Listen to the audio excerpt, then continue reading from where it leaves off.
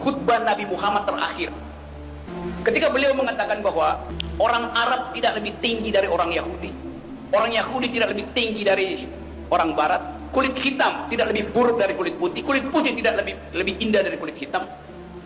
Hal yang itu diucapkan 1300 tahun yang lalu, yang baru dipahami oleh Perserikatan Bangsa-Bangsa setelah Perang Dunia Kedua. Islam mendahului kesetaraan manusia.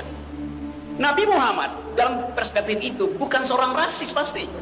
Orang Aceh tidak lebih tinggi dari orang Jawa tidak boleh menganggap lebih tinggi dari orang Papua. Itu ajaran Islam. Itu kesetaraan manusia. Itu khutbah terakhir dari Nabi Muhammad.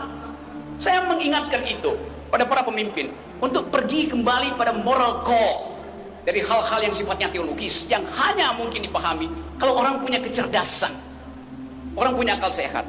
Dan memang Quran diturunkan ke wilayah kedunguan ketika masyarakat Arab mengalami penzoliman karena otak tidak dikembangkan. Itu yang menyebabkan ayat pertama adalah baca.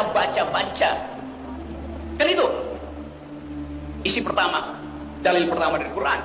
Baca, belajar, pikir, ikro. Bukan kerja.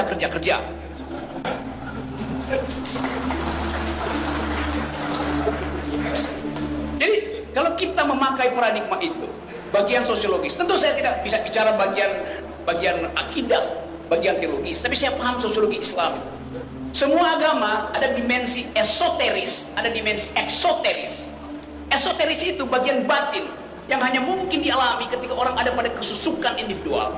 Ketika dia kusuk, dia mengalami gejala esoteris, fenomena esoteris, berupaya untuk menyatukan batin dengan alam semesta dan dengan pencipta alam semesta.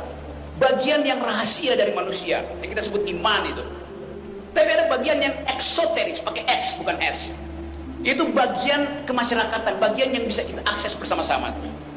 Jadi nanti orang akan mempersoalkan kenapa Rocky Gerung non muslim bicara di dalam forum Maulid Nabi.